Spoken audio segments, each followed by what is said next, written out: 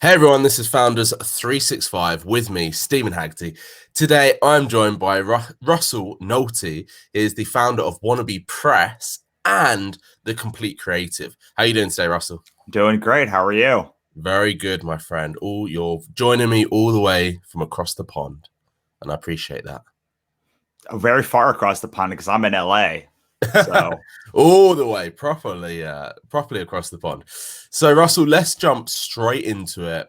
I want to know how you got started in both the Wannabe Press, which is a publishing house, and the Complete Creative, which kind of almost sounds like similar to what I'm doing here in terms of speaking to a lot of people, finding out sort of what got them to where they are, and you obviously collected that information and did something with it. Sure. So I started writing in 2006. I produced a movie in 2007 that didn't get published, that didn't get finished 2013. So that's relevant until for later. But between the time of 2007 and 2013, I moved to LA in 2010 and 8. And then I spent the next couple of years doing the LA thing. You know, the trying to get meetings and getting things. And like, I thought I was going to be like the next big thing because everyone does that here. And I wasn't. So 2 years later, my manager at the time showed me comics and he said, why don't you start doing comics? And I was like, I don't really care about superheroes. And he said, don't be that guy. And he's handed me a bunch of independent comics, horror and sci-fi and fantasy, all this really cool stuff. So I spent the week reading. And I fell in love with all the like weird stuff that was not Marvel and DC that was going on. And I said, wait, I can just make this and I can make it for like a third at best, how much it costs to make a crappy movie. So I made a crappy movie, or maybe not a mediocre movie, maybe the most mediocre movie of all time for about $35,000. And I was looking at the budgets for these books and they were about $10,000, which means I could make like a top of the line Marvel DC caliber book for about a third of what it cost me to make a very average movie. Wow. So I basically fell into doing comics after that. In 2010, we took a book down to San Diego Comic-Con. This book called Wannabes, Fake Superheroes Get Real Superpowers, adorable. Got rejected from everywhere, laughed out of some rooms, and most people just looked at me and said, why would I make a superhero book if I could just go buy Marvel and DC? Things have changed and now there are more independent superhero books, but back then there weren't. So I came home and I was really upset. And I said, if I'm not going to get rejected from publishers, I'm going to not get rejected from publishers with a fury. So I decided to make the weirdest book I could think of, like the most unpublishable book ever. And that ended up being my book, Ichabod Jones, Monster Hunter, about a psychopath that escapes a mental asylum and becomes a monster hunter, but doesn't know if he's killing monsters, humans, or it's all in his head the whole time. Weirdly, that book actually got a publishing deal and they did not do a very good job publishing it. And meanwhile, I had a couple of other publishing deals, and basically all the publishing deals I had, the publishers were doing a really bad job publishing my work. And I don't mean like it looked bad. I mean, like there were delays, like the books would come out months later, even though I had finished the books on time. There wouldn't be no press for it. They were like publishing it POD, print on demand on like Amazon instead of getting like nice print runs going. So I said, hey, if someone's going to print this and publish this book badly, it might as well be me. Like I could screw up publishing. Like I might not be able to do a good job of it, but I can screw it up for sure. So we went to Kickstarter in 2014 to do our first book, Ichabod Jones, Monster Hunter.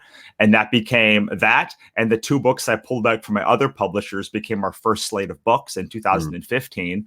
And I quit my job in 2015. And I've been doing it ever since. Amazing. And then when we started doing shows in 2015, people started asking me all sorts of questions about how I did it. And I'm very loquacious, so I talk a lot. And what would happen is I would talk for like 15 minutes or maybe even 20 minutes, and people's eyes would glaze over and they were like, this is too much information.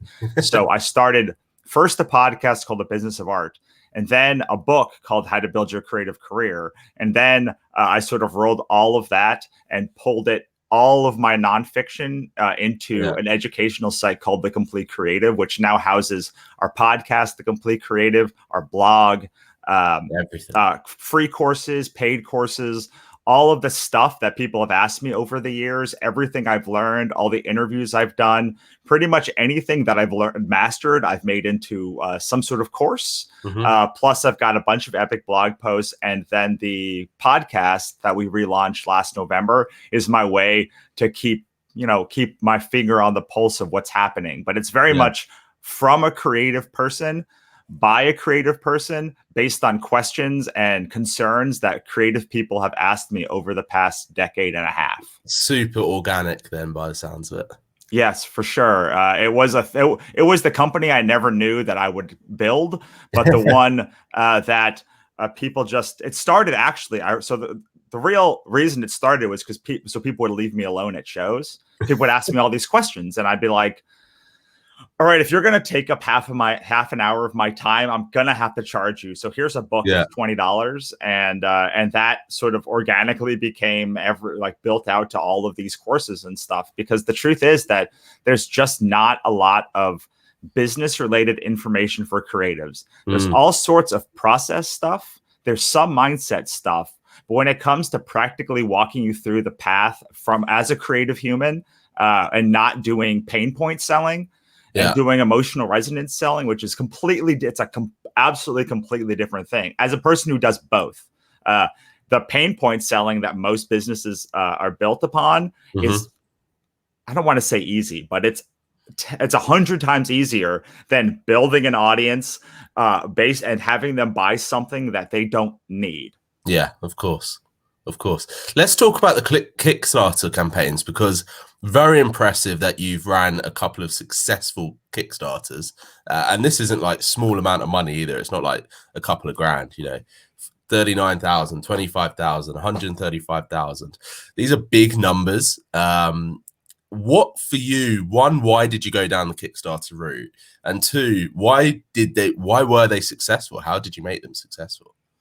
I mean, I went down Kickstarter route just because in comics, that's what you did at the beginning. Like, that's just like, every industry has their process. Yeah. And the way you make comics is you make a comic and then you bring it to Kickstarter, and then you use that to then go to conventions. And so that's sort of the path that I took and path that I'm still taking. But we started that first Kickstarter and raised $5,500. The next one raised $8,700. Then we went into a trough. We raised $3,500 for the next one, $2,200 for the next one, $1,800 for the next one. So we're going the wrong way. And luckily, I understood this after the first campaign hit and didn't do as well. So I started making corrections, and then we turned it all around. And we did, the last ones have been 27,000, 25,000, 39,000, 16,000, and then 10,000 for our very last one. And the difference was, I understood that the main thing that a business is product and customer. And I was making a product assuming that people would come instead of asking people what they wanted and then just giving it to them. So the minute that I started surveying my audience and being engaged with them and making a book, making my books for them, everything changed for me. So the first two books we did were about monsters and dark fantasy. The Ichabod Jones we talked about. My second one was called it was about a girl who gets sick of living during the apocalypse and sets out to hell to kill the devil. So very sarcastic, monster oriented, action plus humor plus drama plus fantasy. And then the third book we launched was called My Father Didn't Kill Himself. It was a mystery novel, not comics at all, told in blog posts about a girl whose father committed suicide and she had to prove it was a murder so she didn't lose her family home. Then we launched a kid's book about farting. Then we launched a sci-fi book about a bit all over the place. Then it was a bit all over the place. And as we were going through that, I didn't know that I was supposed to do this, but I just asked people, I was like, why didn't you back this campaign? And they're like, well, it's not comics. It's not about monsters. And so I started asking well, what kind of book do you want? What kind of artist do you want to see? And I literally just took all of their notes, designed the thing. And about a year later, I came back and was like, here's a book. And suddenly I had 50 creators on this anthology called Monsters and Other Scary Shit. And everyone was like, "Oh my God, like this is exactly what we wanted. How did you know?" And I was like, "Because you told me." And that's kind of the secret that I teach people in the Complete Creative, is like how to basically seem like magic to your audience. Yeah. For you, when you first started building this audience, what were those struggles to actually find them, speak to them, get them on board in those first couple of contact points? And nobody cares. Like nobody cares who you are. Like this is the thing that I think was the hardest at the beginning, is like nobody cares. Like you people act like just because you're there, people will care about you. Yeah. Or I did. Sorry, I should say people. But it is people. But for me, I actually bankrupted 3 companies in my 20s. It was, Wow. and then my 4th company failed in 6 months. So, and there was a lot of me thinking that I was hot tamales and that I was like the next coming, and like that just because my stuff was going to be great, which at the beginning it wasn't even great. Like it wasn't even good. It was competent, but like it wasn't even good. When did you get that reality check then? When did you go from like thinking you're everything's great to having that reality check and then almost probably relearning everything, I'm guessing? Yeah, after my 3rd company failed. So I figure a first company could be luck. A second one might be like the other founders, but when you're the common denominator in 3 companies that fail, and especially the 4th one, also I was the common denominator on. You kind of learn that it's got to be you, and so I really did a lot of soul searching as to like what was the thing that was stopping, and it was learning how to do marketing and learning how to build your audience. And I talked to a lot of people that and almost all of them have that at the beginning, no matter what the company is, that like their product is going to be so good that it's just going to blow everyone away. And the truth is that like that currently right now in this moment in any industry is the minimum. Like the bare minimum is that the product has to blow you away just to get in the door, because of how 10 years ago when I started doing this, you could get in with a kind of mediocre product and like some of them they succeeded, but now everything has gotten so good that just the bar of entry is like a world-class product, and then you have to do the marketing on top of it. And that's really what I learned was I have to go and to the people, and I have to show them that I'm not going anywhere. I can't just do it online. I have to be in person places. I have to meet people face to face, because in this world where it's so easy to connect online and it's so easy for bots to, chat bots and all this other stuff to make it feel like you're always present. The way that I counterbalance all of that and disrupt that is to say, well, I'm a human. I'm here. And then we can continue the conversation online. But I'm here. I'm not just in this live video, but I'm live in person. And a while ago, I heard somebody say the only way to scale is to do the unscalable. So like when Airbnb launched, they would go, and they were failing. They would go to people's houses and they would figure out why they were, and they would take pictures of it, and they would do the things that felt like it's impossible to actually scale doing it. But because they had that intimate relationship with their customer and with their prospect, they could revolutionize the way their company was. And that really, really affected me when I was doing 20, 30, 40 shows a year. I do less now, probably a little bit less than 20, but I was doing 40 shows a year for a while, being out there literally every weekend, talking to people. And it's how we got our mascot. It's how we got our branding. It's how we knew what books to make. And now I can figure out what kind of books we should publish in my sleep, because at least for comics, because I've been doing it so long. And then we're doing books now, and it's a whole nother thing that I have to be out there. So I think that's the answer. Great answer there, Russell. Great answer. When you the really interesting point there is the knowledge of knowing when you wanted to start turning things around and making it a success. So how does it feel now from having 3-4 unsuccessful businesses to one that you can now, like you said, plan in your sleep effectively, and you kind of probably know instinctively if things are going to be a success or not. What's the change in how you run things from those different worlds? So I spent many years, including recent up until recently, sort of scrambling to figure out like what the thing we were going to do was and what the platforms we were going to go, and thinking that every time every year had to feel completely differently than the year before it. And the thing that's really changed for me recently is that boredom is great. Like the boring, like I just want a boring company. Like I want a company that I know we do 3 launches a year. That I do maybe 1 or 2 launches for our course, that I spend this amount of money and get Y amount back. Yeah. I used to, when I first started, I wanted excitement all the time. Like I wanted to always never know and be on the edge. And I'm getting to be 40 now. I'm kissing 40. And the closer I get to it, the more the people I want to work with companies that are incredibly boring.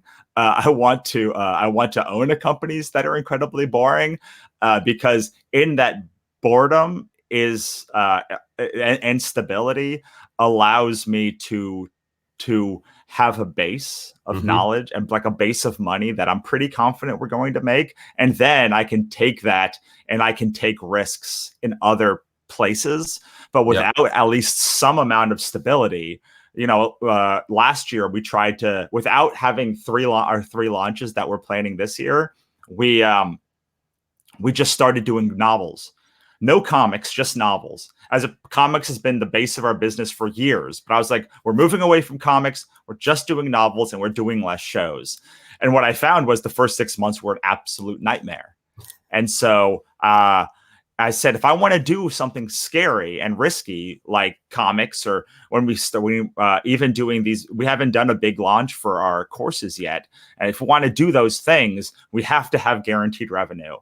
So the guaranteed revenue is actually the thing that, or the promise of consistent revenue is the thing that allows me to take risks. Without that, all I have is the boring things, which most people that own companies are kind of risk takers, right? Yeah. And most people that own companies, like when things get boring, they want to move to the next thing.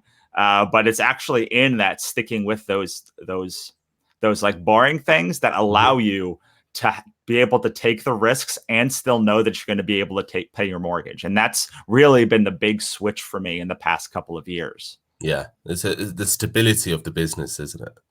Yeah, so stability. It's not just the stability, but it's I consider that my day job, right? Like the boring things that I do that make money are my day job. Like that they're the things that I know, and like my day job is fun. It's like I do book marketing for people, I write novels, like I create courses and do launches and stuff. Like it's a fun, but that's the day job. Like the fun part of my job is taking the risks. So I have to put it sort of in one bucket. I'm like, okay, this amount of money that I'm making for these things, even if you're not being super jazzed about it because you've been doing it for 5 years, this is your day job. And this part that you're making that's extra, that is your like nighttime hustle that like is exciting and might one day, if all things go well, the best case scenario is like you able to fold this into your day job too. For sure. So on that point, what's your end game? What's your goal? What are you doing this all for? Where do you want to move? Like, what's the direction you're taking everything in? It's hard because I feel like 5 years ago, I'm at the end game that I wanted. Like I'm releasing, I wanted to release about 1 novel or 1 slate of novels, 1 comic book and 1 anthology a year. And that's been what we're doing. I wanted to be able to teach around the country and have courses, which I do now. The real thing that we're doing now is scale. So we're trying to find better distribution partners to be able to put more into like having me. I speak a lot regionally in Southern California and on the West Coast and in the Western region to like be able to speak other places, to be able to scale things like the podcast and the courses and other stuff so that we're just able to help people at a bigger level. But as far as the base, I feel like for the last 5 years, we've been building the base of where like a solid foundation. And a lot of the things that we teach in the Complete Creative are very boring. Like that's like The hardest thing we have in scale is like they are the bedrock principles that will make you successful, but boring doesn't scale. Boring doesn't go viral. Like most things that you find online that have just gone viral, like they're not actually work. They will destroy your business. It's not only that they're not helpful. They're like, will actually like ruin your business if you actually implement them. But they're like new and sexy and fun. And the things that I have found that I've taught for a decade are the ones that still work. Like the things GA does and the things that these very boring companies do are the ones that work. But when you go in and teach these things or you post them online, you get no engagement. So that's the problem we're having now is how do you sell boring? Right. And boring is the best. I would 5 years ago turned this off if someone said that to me. Like I just turned this. But the truth is that the things that have been working with how fast things change now, the only thing you can really rely on is the things that have been working for the past 40 years, the things that actually have consistency to it, not just the things that have been working for a year or 2 years. Because what happens is you build your company on these like new fads or new platforms, and you don't understand the underlying methodology behind it. And the underlying methodology is the thing that will allow you to move between platforms easily, because if you understand that base level, you understand why Twitter works. You understand why whatever the next thing works. You understand how a community functions organically. And if you understand how to build the community on any platform, from mailing list, then you can implement that to all platforms. But what you find is like some new snazzy coach is talking about like, oh, we're going to go and I'll show you how to like dominate TikTok. And all they're doing is showing you like these tricks about TikTok. And you're like, cool, I have no idea how to bring this back to Facebook. But do people care? That's the thing. Because what I find is, those 1 or 2 year fads, people can make a lot of money if they do it right and if they jump on it at the right time. So do people care about trying to build that foundation of a business that is still going to be around in 5, 6, 7, 10, 40 years time? No, they don't. This is the problem. I mean, as far my experience, most people do not care about that. What they want to do is make $100,000 right now. And frankly, I also wanted to do this. This is not a condemnation of like other. This is like me also. I felt. I mean, if someone handed me £100,000 check today, I'll be like, yeah, cheers, thanks, I'll take it. Right, but the problem is, we have a problem in business. All businesses have a fundamental problem, which is they have to think of the short term, but they also have to plan for the long term. And too often we're like, hey, I could dominate TikTok this year. Cool. But then TikTok goes away. And someone listens to this in 3 years, they're probably going to be like, what is a TikTok? Or Snapchat. And because we've seen it forever and ever and ever, that like these fads go in and out and in and out, and we hop on them and then we hop off of them. And then you have no idea how to succeed in 3 years. So, and people are saying, a lot of business coaches say, like, don't even plan for the 3 years because things are going to change for so long. So now a lot of people aren't even thinking 3 years ahead. They're thinking 1 year or one quarter ahead. And this goes all the way up to Fortune 500 companies thinking like 1 quarter ahead and not 5 years ahead. Yeah. But in 5 years, you want to be nice to future you. Like I adopted the thing. It's like, do your future self a favor. Exactly, and that's how I have that also on my computer, where I just be nice to your future self, because your future self is going to look back at the amount of time you're spending on TikTok or Snapchat or Facebook or whatever it is, and be like, what are you doing? Like, why are you like you could have made 6 new products. You could have iterated 6 times by now. You could have done X, Y, and Z. You could have launched 10 times to your list, but instead you spent 6 months doing this thing, which it made you money.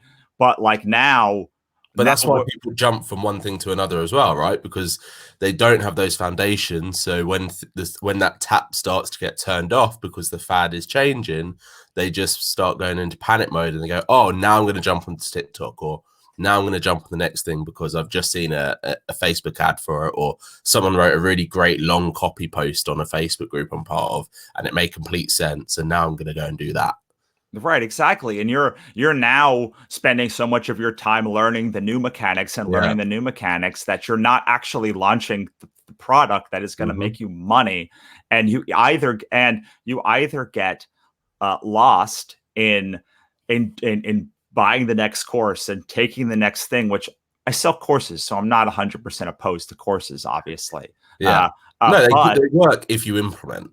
Right. And yes, and they work if you pick a lane and you say, I'm going to follow Steve, or I'm going to follow Russell, and I'm going to, and maybe like I'm going to follow Amy Porterfield or James Wedmore, or like I'm going to Murray Forleo, or whatever the person is, and be like, this is the thing. I trust that they're not just going to jump on every fad, and they're going to show me how to actually implement the thing. But again, this goes back to what we were talking about earlier, where a lot of the reasons that people jump is because things get boring. Yeah. 100%.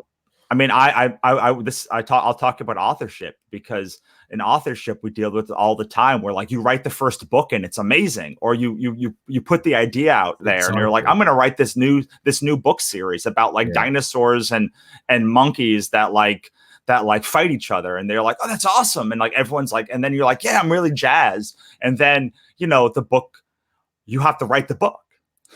They have to write book 2 and book 3 and book 4. And frankly, I've been a very successful author and very successful creator.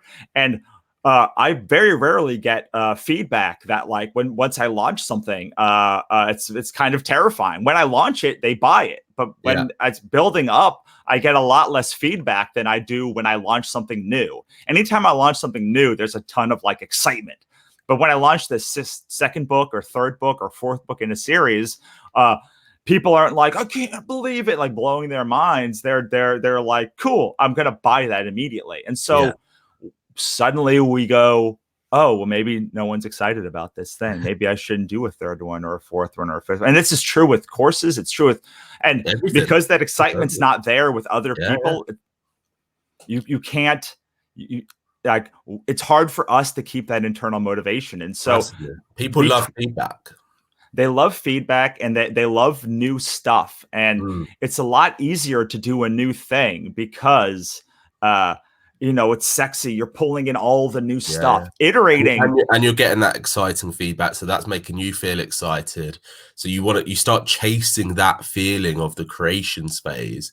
And, 3 years down the line, you're surrounded by semi-finished books or semi-finished projects, a couple of big ones, and that's about it. Yeah, or you have no big ones, or you launch, or the worst thing that happens is you launch that thing one time and it does pretty okay, and then you're done with it and it's gone, and you never think about it again, which is the absolute dumbest thing you can do, because especially if you have a course, all of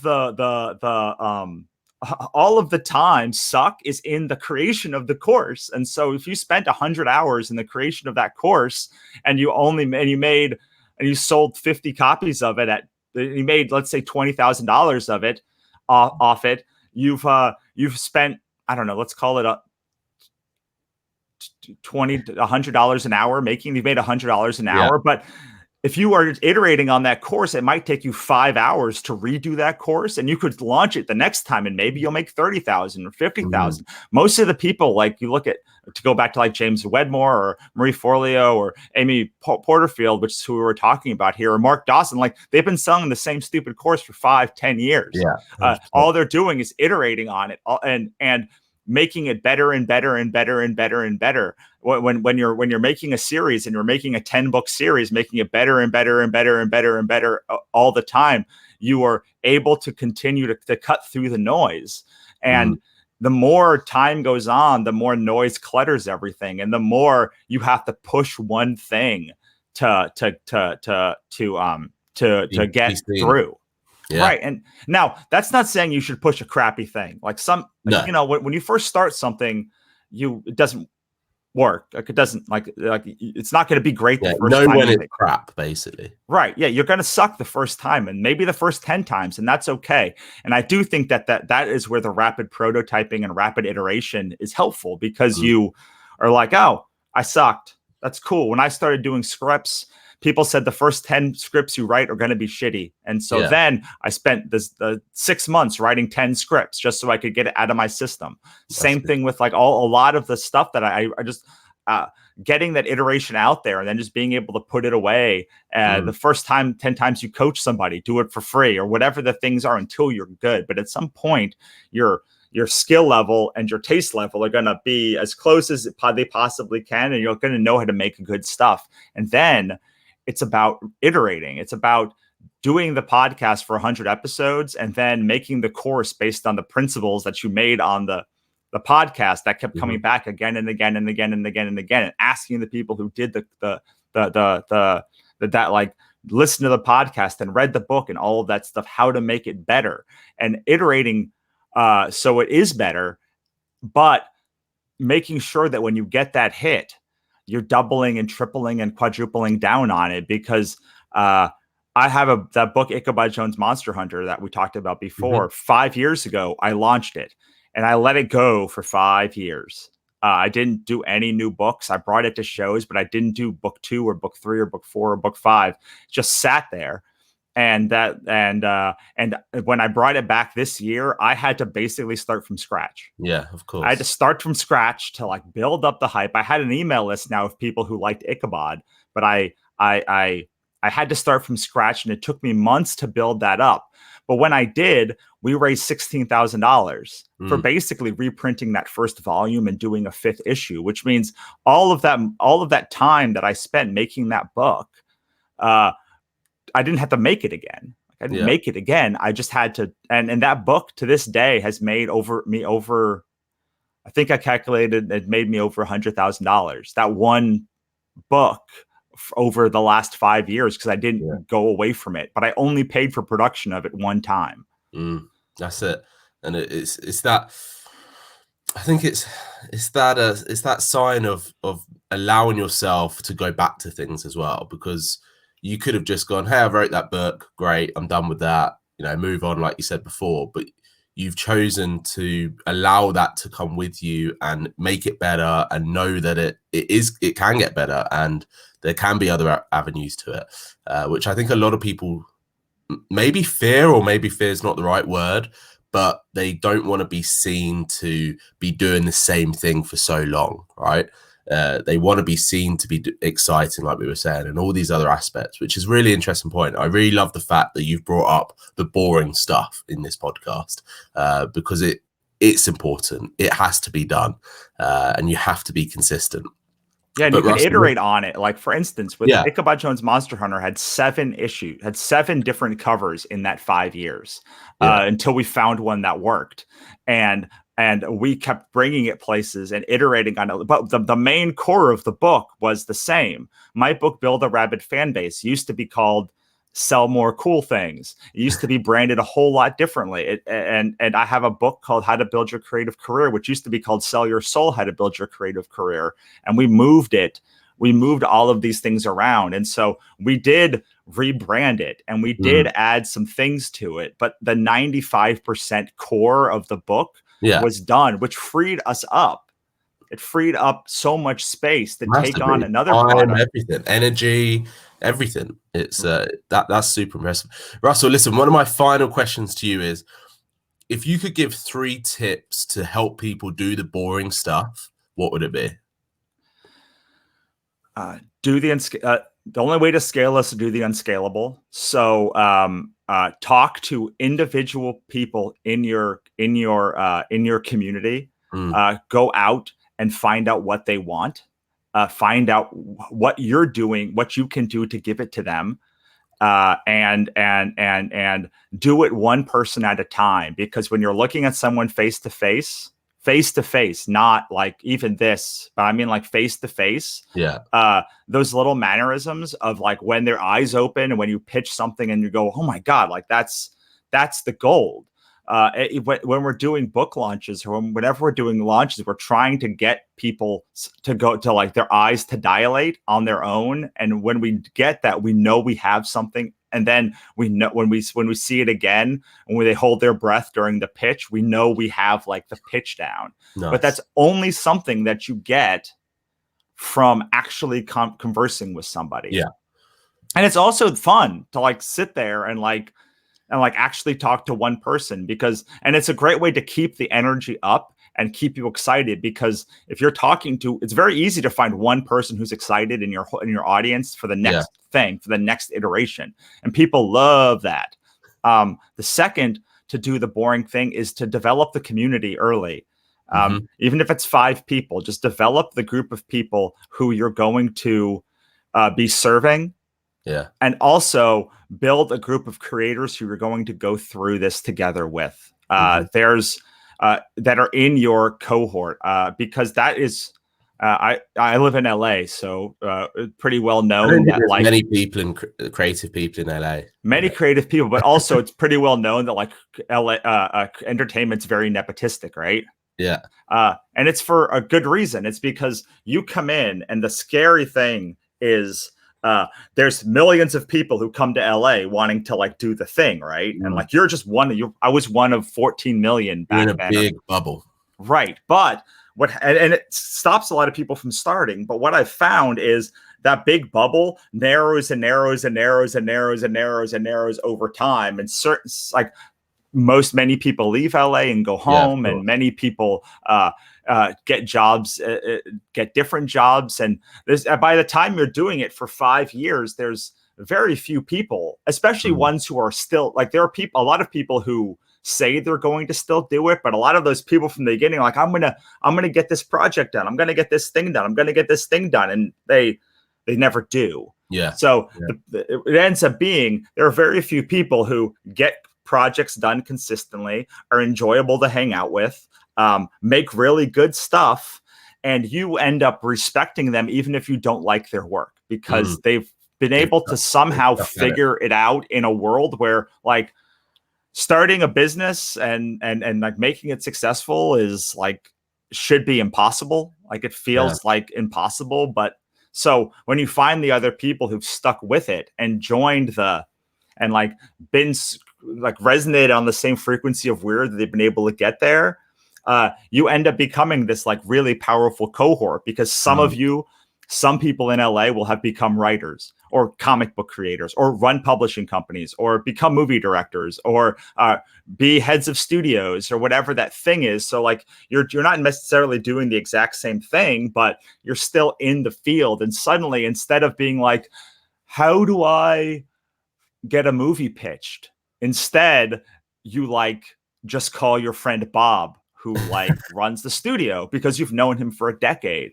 Exactly. So not just having that group of other creators and a big group, because they're not all going to be at the same level. And then once you get to the next level, you can add newer people to the bottom level. And like, then you kind of sort of have this coaching tree that like always, and then you always have people to do cross promotions with, and you always have people to do JVs with, and you always have people to like bounce ideas with. I do our most successful books are always our anthologies, where we bring together 70 or more creators to put a book together. Like this one had 50 creators in it. This one, Monsters and Other Scary Shit.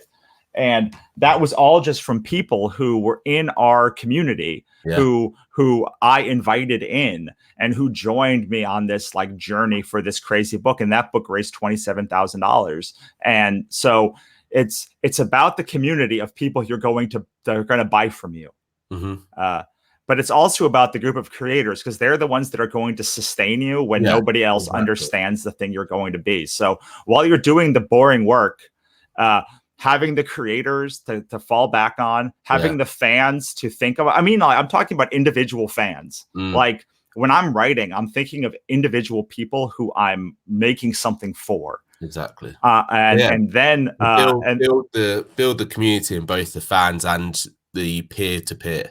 Yes, but it is very, very, very important that you understand that they are two different Yeah, communities. You are not trying to sell your book to creators or your stuff to creators, even though there will be creators who who will buy your book. exactly. And Yeah. you're not trying to partner with fans to do although you will JV. have fans that become beta readers and help you with promotion and join your street team, and there are ones who are going to be moderating your Facebook groups and all of that stuff, but there are two very different things, and people equate them too much, and that is at the detriment to their careers and to the energy that they have to keep going. For sure. Listen, Russell, I really enjoyed having you on. Thank you so much for the value you've given. If anyone wants to get in touch with you, speak to you, find more about what you're up to, what's the best way for them to do that? So our publishing company is Wannabe Press at wannabepress.com. If you want my podcast, it's called The Complete Creative. I highly suggest any person that wants to learn how to build, sustain, or lead a more creative life listens to it. You can also find all of that information, including free courses, epic blog posts, and such at thecompletecreative.com. That's thecompletecreative.com. And then my personal site is just my name, russellnohelty.com. Join our mailing list, steal all the stuff that I do to engage with my audience. And I hope it can help you. Russell, thank you so much for that. Listen, thanks again for being on. You've been fantastic. You've also been guest number 60 on Founders 365. Thanks everyone for watching and listening. I've been Stephen Haggerty with Russell Nohelty.